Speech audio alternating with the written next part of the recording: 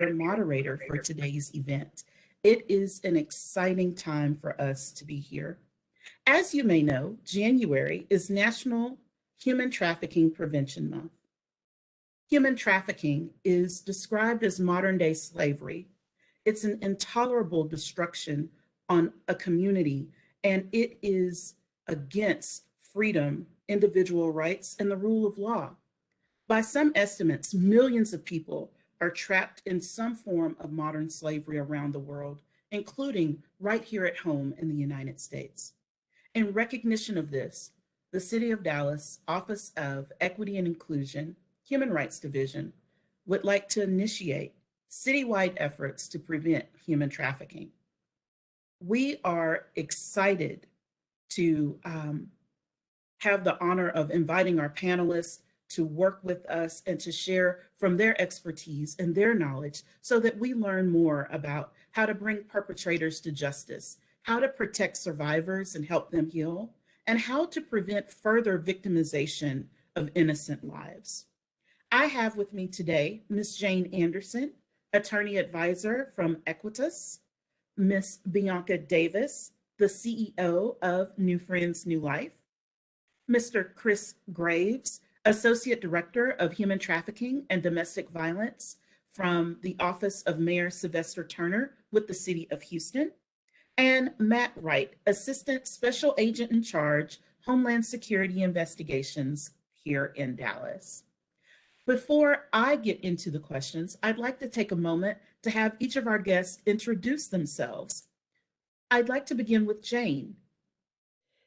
Thank you, LaToya, and it's really an honor to be here today in talking about this really important issue during the month of January, where we're lucky enough to have it highlighted. I'm an attorney advisor with Equitas, which is a nonprofit organization funded through the Department of Justice and a couple of other entities to provide training and what we call technical assistance or consultations to law enforcement, prosecutors, victim service professionals, and others whose work intersects with the criminal justice system. Our organization is staffed by all former prosecutors. So I used to prosecute human trafficking cases in Miami, Florida.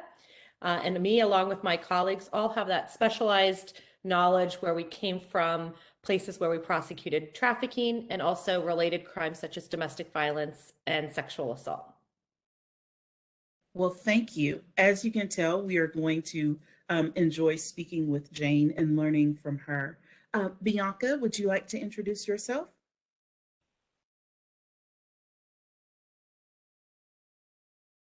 Let's try that again. Good morning.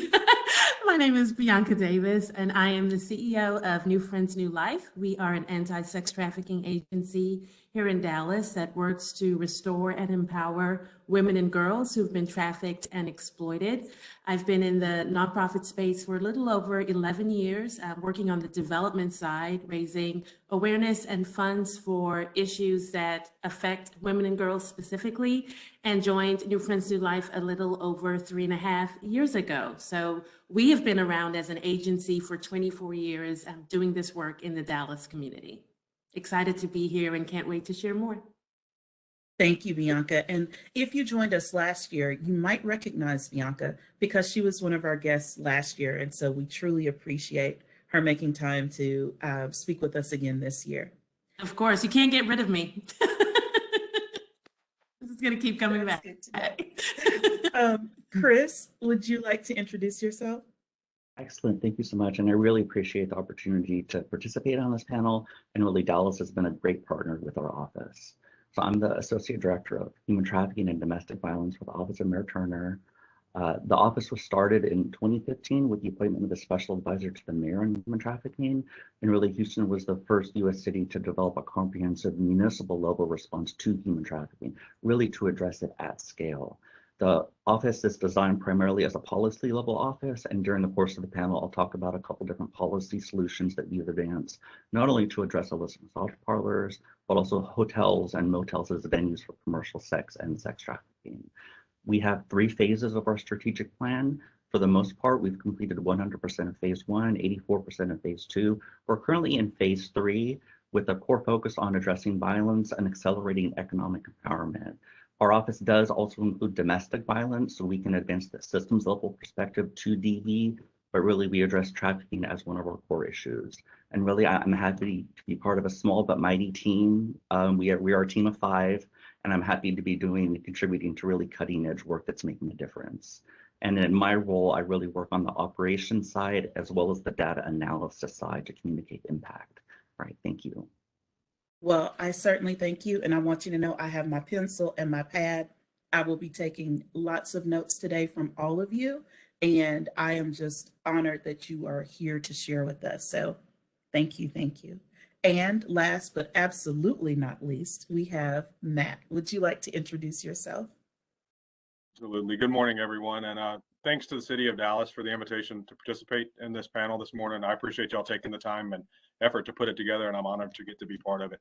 I hope the information that we share today is useful for those of you who have taken the time to join. As she said, my name is Matt Wright. I'm an assistant special agent in charge here for Homeland Security Investigations in Dallas, where I oversee our public safety division. I've got a number of public safety task forces, including the city of Dallas and also the city of Fort Worth, but also I oversee our North Texas Trafficking Task Force, and obviously hope to get to share more about that with y'all today. Homeland Security Investigations prioritizes crimes that involve victimization and exploitation. And specifically as it relates to human trafficking, that's a top priority for us. For me personally, most of my career has been focused on investigating or supporting investigations related to exploitation. The majority of it was investigation of child exploitation related crimes, as an agent in the field, and then at a headquarters level, the leadership roles that I was in was specifically focused on combating child exploitation. So I was happy to get to land here in Dallas, where I've been able to help continue the fight, kind of in a different area, but continuing to help push forward and leading the division that includes our task force. And we are happy to have you here in Dallas. So thank you so much. All right, now that we have introductions out of the way and you know how awesome this panel is going to be, let's jump right in. I'd like to begin with Jane. In your work as attorney advisor, can you tell me what you do in that role? You talked about how you served as a prosecutor formerly and how you work with prosecutors. So can you tell me about that? And can you also tell me how you work with cities in your role with Equitas?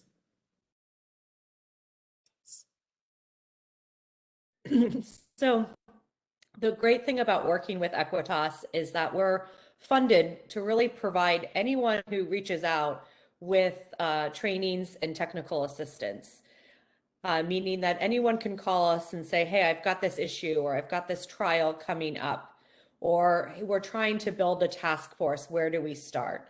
And if we don't know the answer, we hopefully put you in touch with folks that do. We're part of several federally funded grants.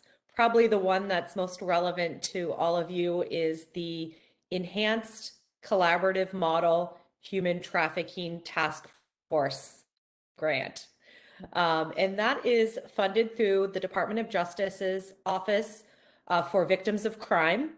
And there are several of these funded grants here in Texas, including in Dallas. And we support those task forces. What's great about it is to get this funding, you have to apply as a team. And that is how these cases have to be built, with a team.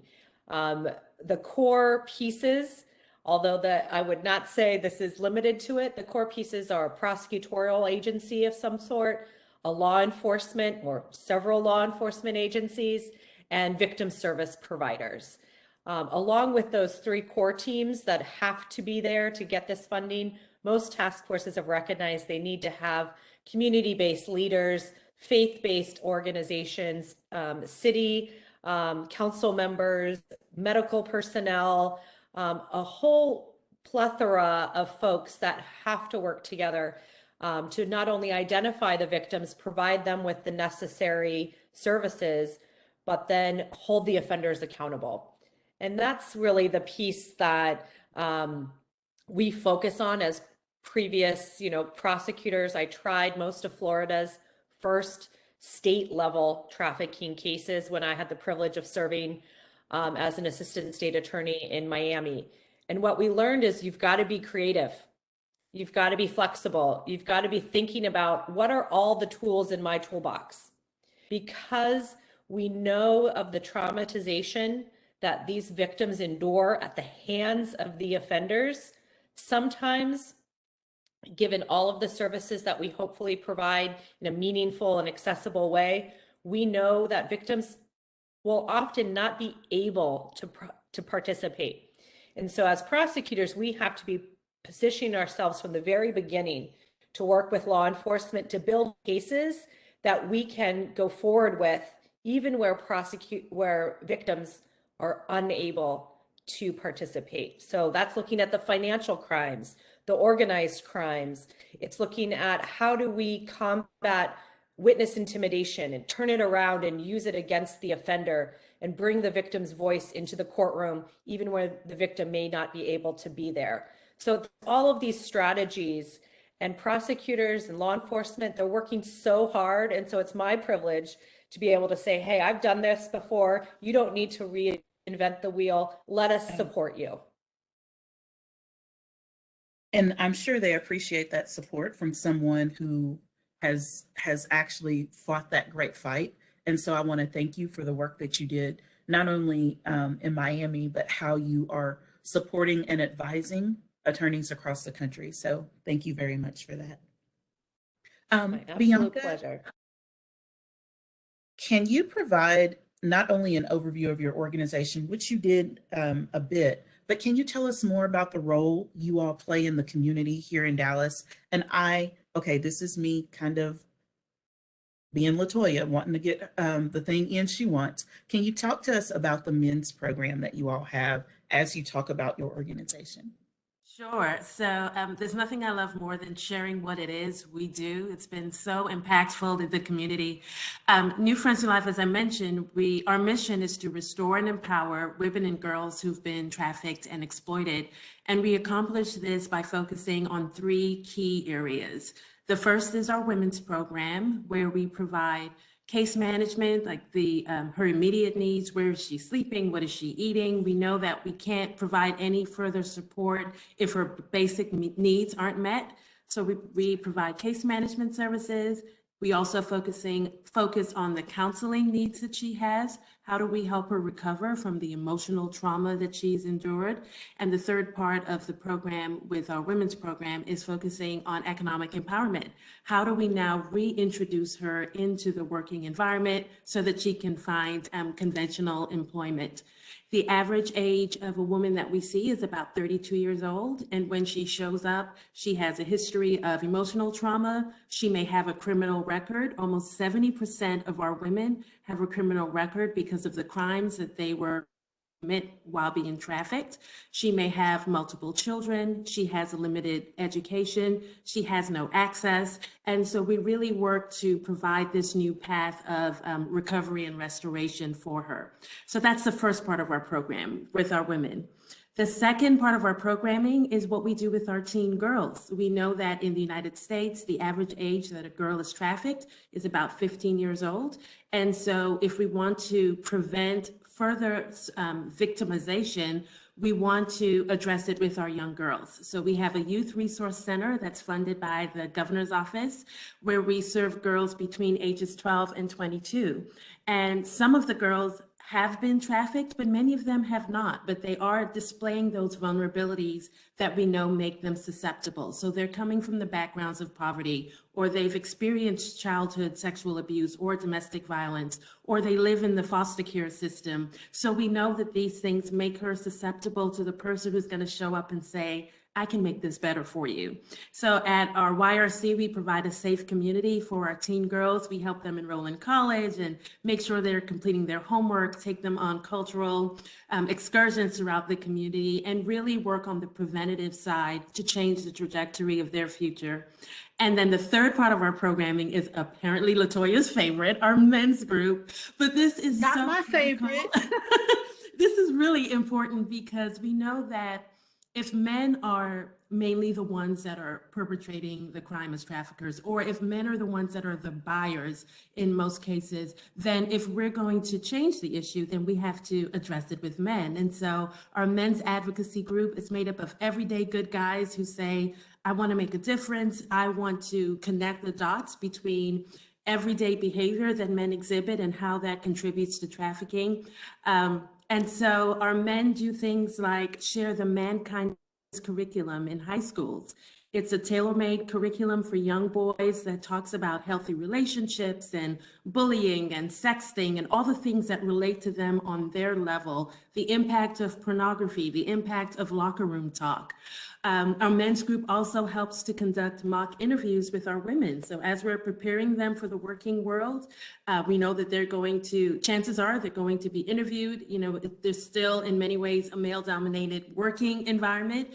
And so our men come in and conduct the panel interviews, ask the difficult questions, and prepare our women for the working world. And they show up on Valentine's Day and hand our women chocolate and candy and roses.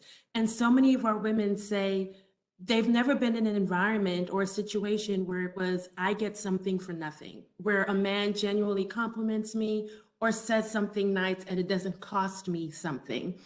So they help to rebuild that relationship and show our women what a healthy, respectful relationship can look like. So those are the three areas of our programs and services: our women's program, our youth resource center, and the work that we're doing with our men's advocacy group. Yes. Now, let's be clear. It's not my favorite part, but the thing that I appreciate about it is that you're addressing it, in my opinion, in a lot of ways at the root with the people who are most likely to be the perpetrators.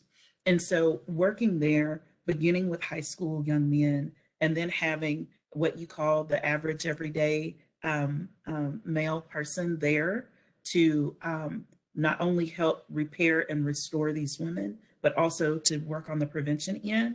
That's the powerful part to me. Not that it's more powerful than restoring and healing. So yes, it's definitely a critical piece of the puzzle. So I got you. okay. Oh, okay. So may I now ask Chris a question? Chris, the city of Houston has been like a model for all other cities to look to when it comes to human trafficking. And as you all moved into advances with domestic violence, because a lot of times those things are co-occurring, you all are just a leader. And I just want to thank you for the work that you all have done and for serving as that model.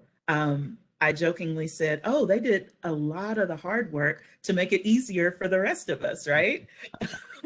So I thank you for that. But you talked about you've done the work in 3 phases, and you were giving us some of your successes earlier. Can you tell us a little bit more about the work you've done to combat human trafficking there in Houston? Yes, definitely. And I did also want to say it's great connecting with Bianca Davis, because we had actually reached out to New Friends, New Life last year, and the person we talked to was Matt Osborne. I'm not sure maybe if he's still there. Yes. But we yes. were actually very interested in the men's program, and he gave us a typical presentation that he gives to youth, and we were trying to really learn best practices. So it's great connecting with you. Yes. And He's but still with us, so that's wonderful. Yeah. But to Latoya's question, with our response, there are kind of really 5 components. I'll save 4 of the components for later because I imagine we'll talk a little bit more about our municipal response. I did want to talk about some of the policy level solutions that we advanced that we were able to address trafficking at scale, because it's really at that policy level that you can make a really systemic impact. One of the first big pushes of the office was really to address the proliferation of illicit massage parlors in and around the Houston area. This was in 2015. We had heard from the vice commander that one of really the roadblocks to them doing code enforcement at these establishments was there were several loopholes in the municipal ordinance that was really preventing them to access these establishments, hold them accountable to code compliance, and also do potential outreach to victims. And so what we did for the first 6 months, and actually this was prior to me joining the office, I joined in 2016, was to amend that municipal ordinance. And really that empowered law enforcement to be able to canvass all of these suspected illicit massage parlors, whether they're IMBs, whether they're spas, whether they're licensed, whether they're not licensed. And it also ensured that they can make that access with a warrant if need be. And so really, as a result of the policy level solution, there's one particular part of the vice that does code enforcement at these establishments, holding them accountable to health, fire codes, and that's the differential response team. And really, because of the policy level solution, they were able to canvass all suspected IMBs since 2016 for 4 full rounds. And what that means is they did code enforcement. They were able to hold owners and operators accountable. If there were potential victims, we developed the multilingual outreach cards. We were also sensitive to the potential victims who might come up in illicit massage parlors. So we made sure to translate materials into Korean and Thai. And really, we've seen a downtick in establishments advertising sex for sale at these establishments. We monitor an illicit message board where these establishments advertise sex for sale. And when we crossed the policy level solution, the DRT canvases, the code compliance, we started to see a downtick in these establishments discontinuing operations. But of course, it's a struggle. And of course, these establishments, you close them on one corner, they do kind of pop up on the other corner. But at least with that policy level tool, law enforcement is able to hold those people accountable. And I'm not sure, you may not know this, but I'll tell you. I think it was last week, our police officers did an update to the Public Safety Committee here in Dallas. And one of the things that they're going to do is very intentionally look at and address massage parlors. And one of the policy issues we ran into is that massage parlors, pardon me, are very different from like reflexology. So how were y'all able to look at that and kind of address that gap there? So it's great to hear that. I actually had a call last week with Lieutenant Rivera over, I believe, because I know they're working with UT Dallas on a potential, looking at work toward assessing prevalence in the Dallas area. And so actually when we connected with Lieutenant Rivera, we were able to provide her with our massage establishment toolkit, as well as a hotel toolkit, so they could see the ordinance that we had. But to your point, that was one of the issues we ran into, because with the old ordinance, they could only inspect licensed massage establishments. And then you had, of course, disreputable business owners saying, well, it's reflexology, it's foot massages, we're not a licensed massage establishment. So actually we broadened the definition of massage establishments within the municipal ordinance to make sure that they could do code compliance at those particular areas. Thank you. So let me officially say yes. You were talking to the right person, working with the right person. I love that DPD is all over it. And I appreciate you sharing the toolkits and information.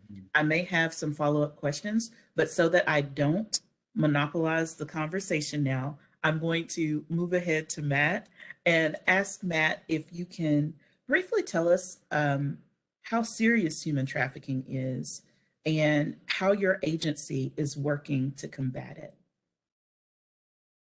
Definitely. So I think the challenge and problem that we're dealing with, as you've heard Chris talk about, is it's been a problem for a long time. I think we're certainly here locally trying to move forward to help do everything that we can to combat it.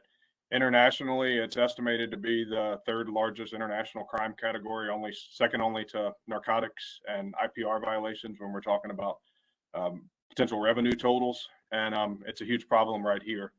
So he was just talking about the massage parlors and the issues there in Houston. I think, like many Dallas residents know, and like most people that are probably on the webinar today, there's a number of sexually oriented businesses, a huge number of sexually oriented businesses here in the Dallas area. What you may not know is that on any given day in the Dallas area, there's about 12,000 ads that are posted to commercial sex websites. And while it's not to say that every single one of those is related to trafficking, we do know that that's a significant driver on the demand side of trafficking, as well as the way that we encounter a lot of the folks that we're dealing with in these investigations. So we know that it's a problem. We know there's significant demand for it in this area. And what we're trying to do is, and I'll talk a little bit more about it as we progress in the panel, but what we're trying to do is continue collaboration with all of our state and local partners and help combat problems at a local level, while also working on combating problems that we're seeing kind of as national trends. We've got the North Texas Trafficking Task Force, which I mentioned a few minutes ago, and we're proud to partner with both the Dallas County Sheriff's Office, the Dallas Police Department, as well as the Dallas County DA's office, and have full-time folks basically assigned to the task force working there. We've got 7 other state and local and federal partners that are part of that task force effort. Over the last year, we were able to identify and offer services to 28 victims as part of the investigations through the task force, and we're able to successfully prosecute 20 of the individuals federally. Additionally, in partnership with our great partners on the task force, we were able to arrest more than 150 additional folks for crimes related to trafficking or the demand side of trafficking. And I think, through that, hopefully we're having an impact. There's certainly been some media messaging through this month, as well as after some of those successful operations.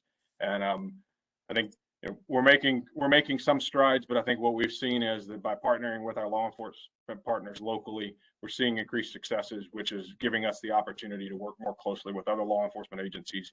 And as a result of, I think, the investigations, obviously we're having more opportunities to help reach out and support victims, which has given us an opportunity to connect with more of the great nonprofits that are operating in the area to really help in that effort.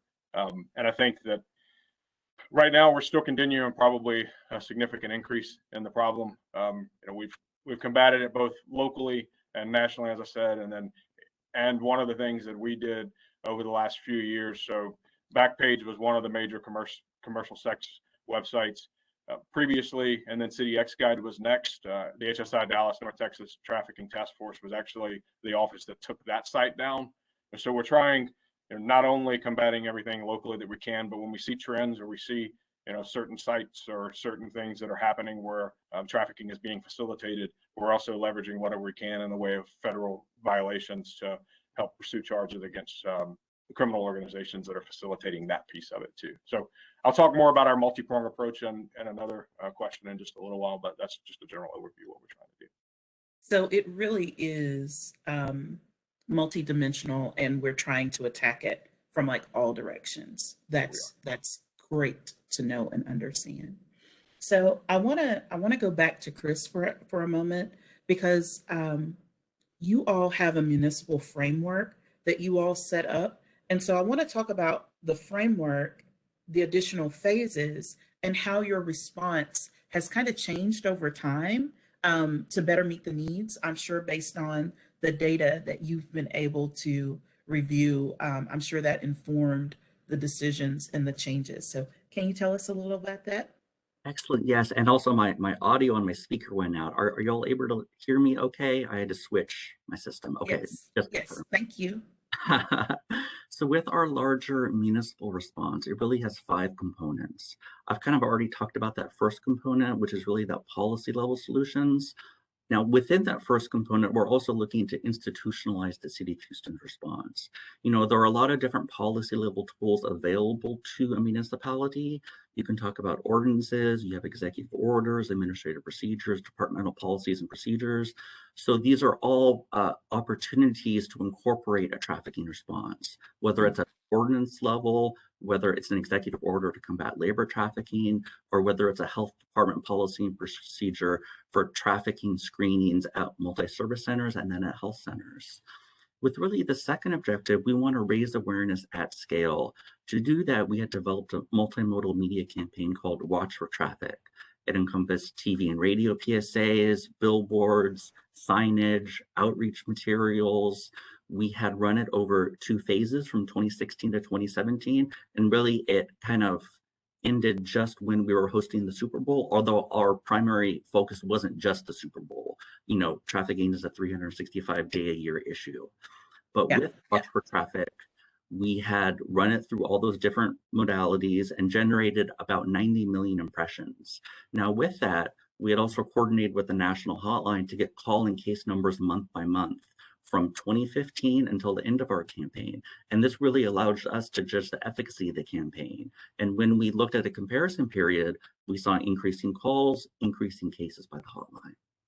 With really our third objective, we want to coordinate victim services, but we don't want to duplicate efforts. We have a lot of great service providers already doing intensive case management, social service referrals, direct outreach. So really we had a strengths-based approach. We saw there were two gaps that we could address. One was short-term emergency shelter. One was access to psychological services. For the first, we had developed a shelter collaborative where we put beds on reserve at 2 shelter systems. And that not only allows victims to have that shelter bed, but also they undergo housing intake and can access longer term housing. With psychological services, we have a dual case manager system with our county hospital is within the Harris Health System, particularly Bentop Hospital, and they do screenings in the inpatient psychiatric unit. So the clients that we serve are the most vulnerable and psychologically fragile because of their trauma. With the fourth objective, we have a policy level task force through the mayor's office. There is a separate independent law enforcement task force called HATRA that really does investigations and prosecutions. Ours is more policy level and really leveraging public-private partnerships. And then really with the fifth objective, we're trying to establish a national municipal model for other municipalities, but responses can change based upon the needs of the municipality. So we really want to do a strengths-based approach, help other municipalities understand their needs, and then provide them resources based upon that need. To that end, we had done a human trafficking immersion program over the course of 2 days. We were very happy to have Dallas attend. Of course, the Chief Equity and Inclusion Officer was there, as well as the former Major Max Guerin, who I know is a police chief, I believe, in Rockwall, Texas. We were very happy to have them, and it was a really great partnership that we have there. So with programs like that, we're trying to not only train municipalities, but understand the needs, provide them resources for them to do the great work that they do. And I know Dallas is doing great work as well. As far as how our response has changed, we've gone through 3 phases. There are probably 2 ways that our response has changed. One is in response to crises. That can be natural disasters, that can be COVID, that can be Winter Storm Uri, because all of these magnify existing vulnerabilities, and we need to make sure not only we're advancing system solutions in response, but also meeting the needs of our client. So I'll just give 2 short examples. When Hurricane Harvey hit, we knew there was a nexus between natural disasters and a potential rise in human trafficking. You saw that after Hurricane Katrina. You saw not only labor and sex trafficking, but there was labor trafficking in 4 particular industries and venues. So not only the oil and gas with, for example, the Signal case, but you saw it in hospitality, you saw it in education. So we tried as best as we could to work on the front end. So our disaster response had 2 focuses. One was in the short term, where we did cot-to-cot outreach at large mega shelters, at our convention center, at NRG Park, at Red Cross shelters, because we wanted them to be aware about tactics recruiters might use. And then there was a long-term focus. I'll just mention one thing with the long-term focus is that you can really work at scale if you look at procurement, the supply chain, and making sure that contractors are behaving responsibly. So really in 2017, Mayor Turner signed an executive order to combat labor trafficking in our supply chain, because the biggest thing we procure is labor. And then if you think about the chain of contractors and subcontractors and really the breadth of their work, with that EO, you can really affect change at scale. And so our EO is within every city contract going forward, whether it's local or national in scope. One other way our response has changed, and this is something you probably know a lot about, LaToya, is the World Cup and the Human Rights Report. I saw Dallas had an excellent report. We were looking at other cities and it looks great. And so I know you know a lot about this. Our office led the Human Rights Subcommittee for Houston's bid to host the 2026 World Cup. For the first time, it became an assignment and a requirement to develop a human rights strategy. So we originally formed the Human Rights Subcommittee in 2019, and then really our stakeholder engagement began in 2020. We had a 3-step engagement process where we not only engaged local, national, international stakeholders, but we had a very rigorous process where participants completed pre-activities, axes exercises, came to a consensus on the most pressing risks, and the most legacy setting opportunities. And then we were able to submit a draft report to FIFA, incorporate their feedback, do additional stakeholder engagement. And so now we're looking at a list of about 72 legacy setting opportunities that we proposed as part of our human rights strategy. And, trafficking is just one of the issues that we were addressing in this human rights report. There were 8 in total, but as we know, trafficking cuts across a lot of these issues: housing, disability, migrants. So really our work has started to broaden a little bit even beyond trafficking and domestic violence. Yes, and I'm going to tell you, I have not looked at your plan, but now, trust me, I will. I'm also very interested in your conversation about procurement things, so I've added that to my list for our follow-up conversation as well. So thank you, thank you, thank you. I want to ask Jane, because we were just able to talk, and Chris shared a lot of information about how the city of Houston really is not doing this alone. He was talking about how for the human rights response, they talked about working with other cities or within their city and state, international, national.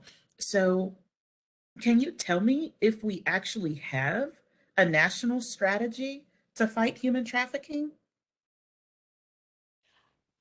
Yes, I would say it comes in a couple of different forms, and I'm actually looking forward to a strategy or a directive. I don't know what they're calling it, but there's meant to be something coming out of the Department of Justice by the end of this month, so stay tuned.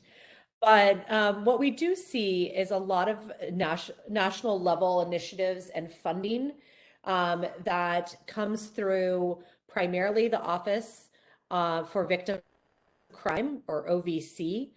The funding through the Department of Justice used to kind of come through the different avenues. And it was a couple of years ago where they said, you know what, let's put it all under the Office on Victims of Crime. So there was some consolidation for a reason like that we've mentioned, and it's trying to get some sort of cohesive national strategy, but also for folks to know where to go when funding or they're looking for national resources.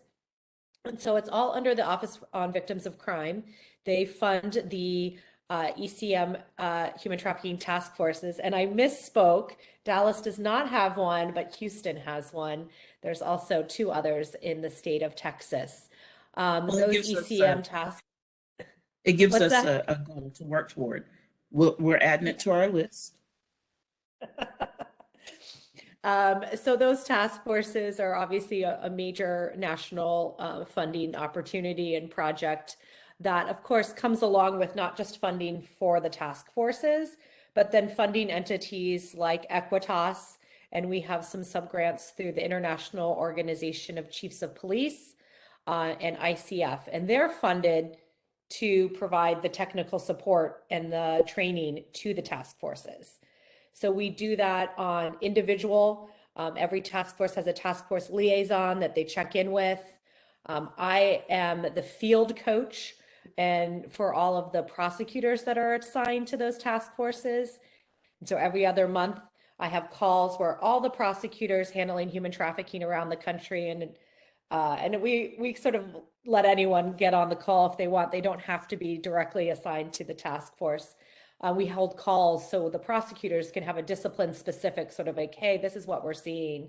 So that, again, because we know trafficking is kind of evolves. Traffickers are going to want to always make their money, right? So if you, I'm sure the other folks on the call recognize, you put in a new code enforcement rule, that they're going to figure out another way to do it, that doesn't violate that code enforcement rule. And so we have to constantly be vigilant.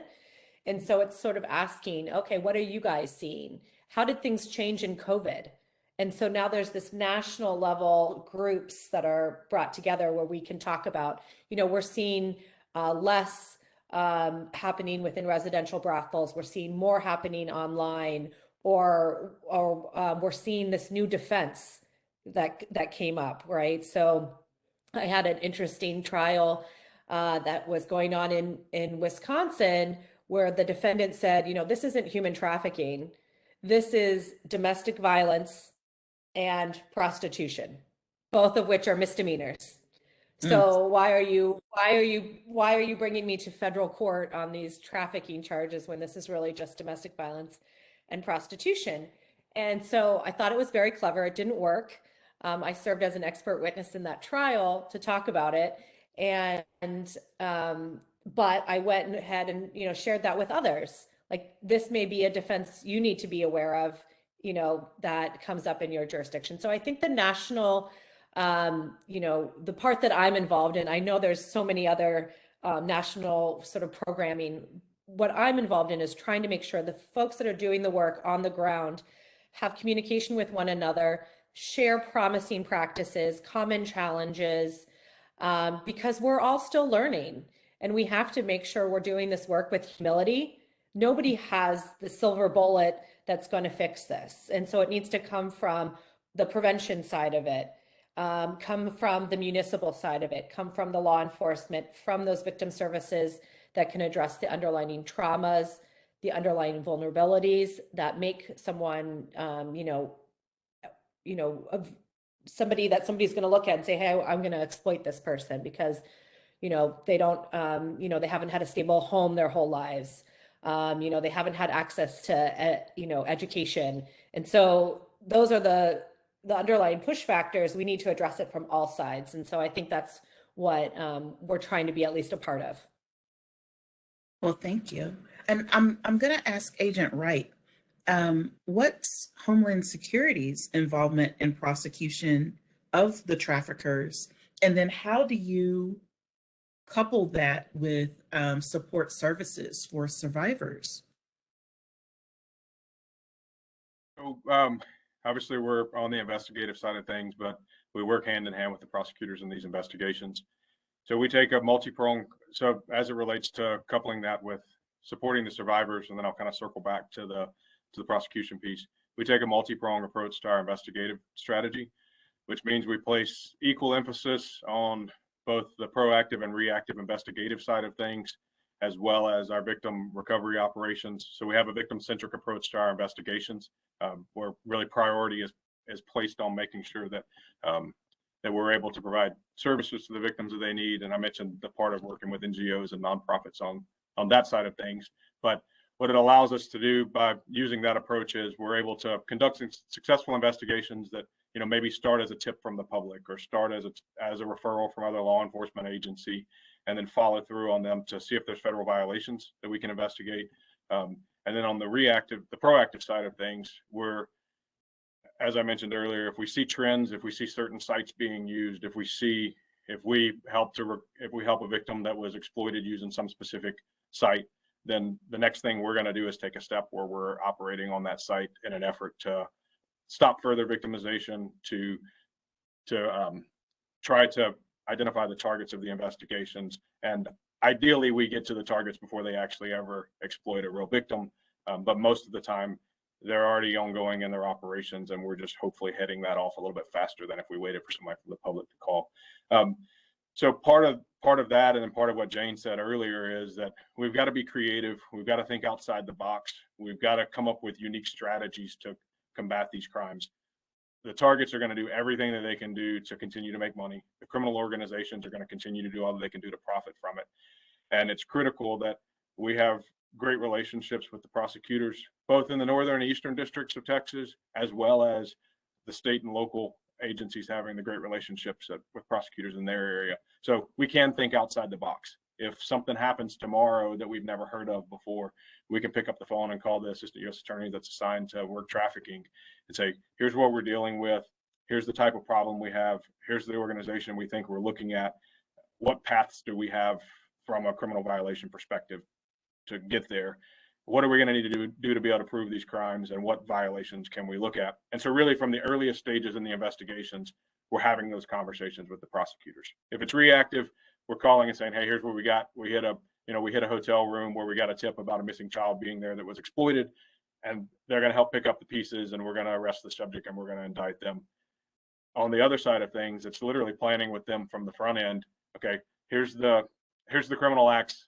Where do they fit, and what do we need to do to be able to prove them from an undercover side of things?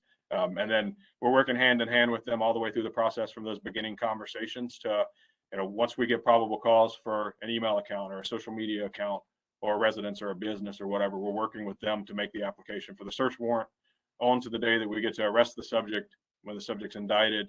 And then as we move forward towards the process, and like Jane was talking about in the trial process, a lot of times they do decide that they want to try their luck and go to trial. And when they do, we're working hand in hand to coordinate witnesses in the investigation to make sure that the right folks are going to get called to testify. We're working through our victim assistance program and the DOJ's victim assistance program to make sure that the victims are receiving the services that they need, and understanding that trials are a really hard thing for them, making sure that we're helping to try to continue to stabilize and do whatever we can to assist through that process. And then generally our agents, whether they're acting as undercovers or whether they're just the investigating agent, they're going to generally spend hours and hours on the stand testifying during a trial.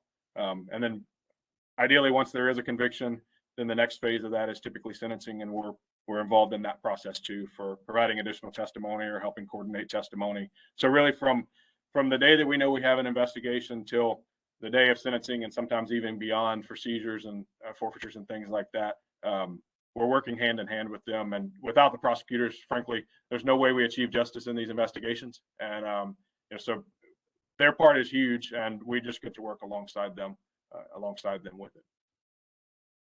Well, I want to think about the support services for survivors.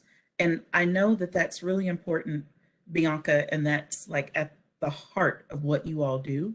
And I love the fact that we're saying survivors, not victims, because the key piece is to help people heal and return to wholeness. And as survivors, they're able to pull their lives back together and be empowered to go off and do great things, right?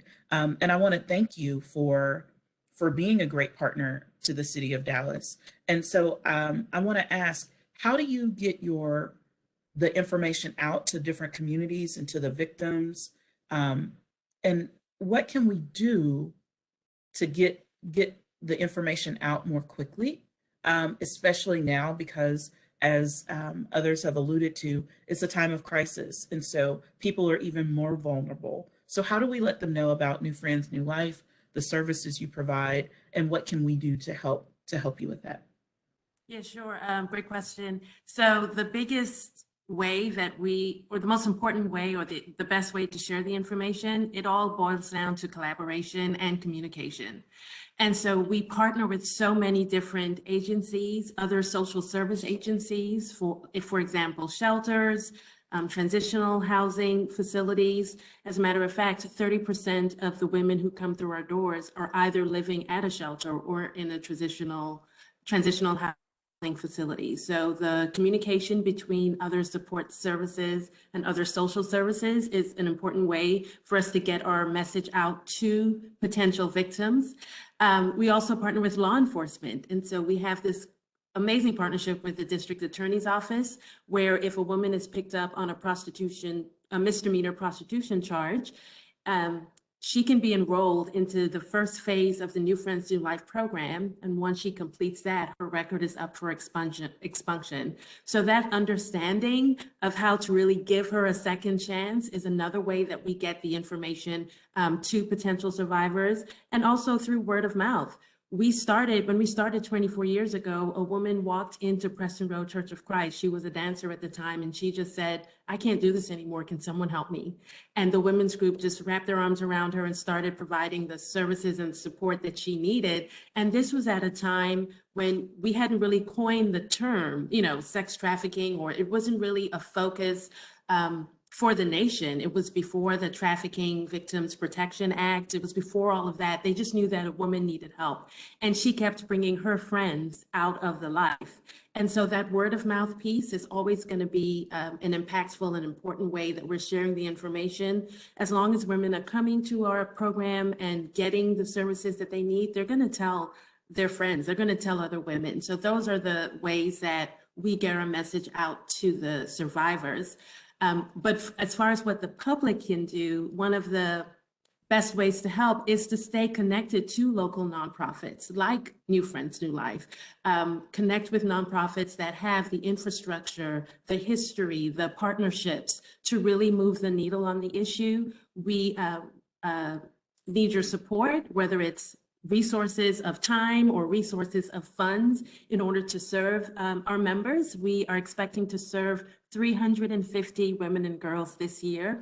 So staying connected to nonprofits like ours is a great way to help move the needle on the issue. We have a great social media following, especially in this world of COVID and all the other things that we're dealing with.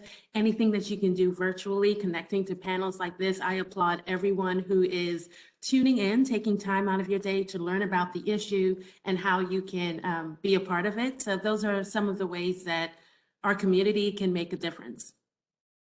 I thank you for that. And I thank you for the difference that not only you're making, but that all of you are making. And it's important for me to include someone who can tell us about the individual perspective. And so I thank you for working with the survivors directly, because we know after prosecution, we still have to rebuild and help get people back to wholeness. And so that's an important piece. Jane and Chris, Bianca as well, are there things you've heard from survivors that they need? This is a tell us the city what people need so that we'll be able to better support and meet those needs. And I know I said multiple people's names, so whoever would like to start first. Start. So we've been doing it in alphabetical order if I've been figuring this out. I wanted to mention one of Equitas's initiatives, and I probably should have started with it, but we have some private funding that we received, and it was the first time we received any private funding, and we pitched this initiative, which is a survivor-driven initiative, and it's called Just Exits. And we brought together 8 members of a survivor advisory council, 8 women who have vast professional and lived experience. They've done amazing things, changing legislation, starting NGOs, working with other survivors as advocates. And when we talked to this advisory council, and we asked them, like, what do you want people to know? What would you want to change?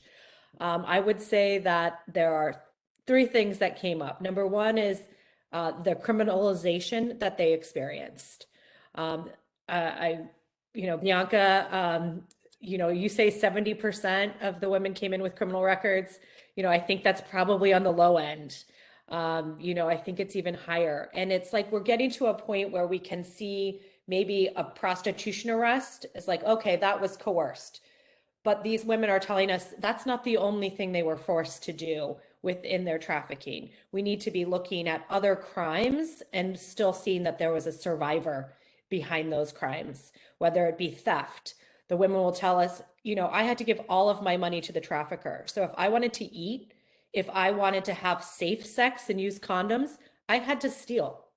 That was part of what I had to do. So this idea of this forced criminality beyond prostitution is one thing I want everyone to look at. The other thing that they will say immediately is vacature and expungement. Many of them have these wonderful careers that they've built beyond their victimization. They're indeed survivors and thrivers, but many of them chose that work not because they necessarily wanted to, maybe they did, but that was the only avenue of work available to them based on their criminal histories, based on the victimization that they experienced. And so we need to broaden opportunities for survivors that have all of these collateral consequences due to their traumatization, due to their exploitation, and unfortunately, due to their criminalization. We haven't figured this out yet. And so we're asking these women, build up, start a new life, and then we're burdening them with criminal records and all of the collateral consequences that come with an arrest for prostitution, even if those charges are dropped later on, that arrest is out there. And so that's the other thing I'd want to share based on the work that I'm doing with this Just Exits Advisory Council. And I will share with you, we are working very closely with the Dallas County District Attorney's Office. They have asked us to come and provide them with direct support through the Survivor Advisory Council. And I'm really proud to be doing that work in Dallas. And we're hoping to come and visit your city, conduct a site visit. Bianca, you're on our list to come visit. We already had identified you as somebody we wanted to meet with. So hopefully this opportunity today will even expand our work with the city of Dallas and bringing that initiative to you guys. That is wonderful. I want to say, you said there were 3. We got criminalization, expungement. Oh, The third one? third one is assessing culpability. So this kind of opens a can of worms, but oftentimes women will be arrested as traffickers, because traffickers do this on purpose. They make the other women rent the hotel rooms, rent the car, post the ads. And so the evidence trail will sometimes go back to a woman that is a victim. But there's some amount of culpability. So this idea of how do we assess culpability in some of those cases where we've got sort of somebody that may be looking like both a defendant and a victim. And so that's the third piece. And we have whole presentations where we talk about that. It's a very complex, and I think probably one of the hardest things law enforcement and prosecutors have to work their way through in these cases. Well, thank you, Jane. Is there anyone else who wanted to share with us what survivors may need? I'll just say very briefly, because I know we're reaching the end of the panel at 12. One thing that we had heard from survivors was economic empowerment. You know, our office has done a lot to address gaps in the services landscape. But what about the financial empowerment piece? You know, because really it's the financial empowerment that will allow them to be independent. So there's not the potential to fall back into that victimization. And so at the start of the year, we had launched a pilot program called the Common Good Agency. Essentially, there are 3 different ways that our agency works with survivors of trafficking, but also domestic violence. One of them is with partnerships with trusted industry partners, where we host info sessions where clients can have direct access to hiring managers who are sensitive to a lot of the challenges that survivors will bring with them.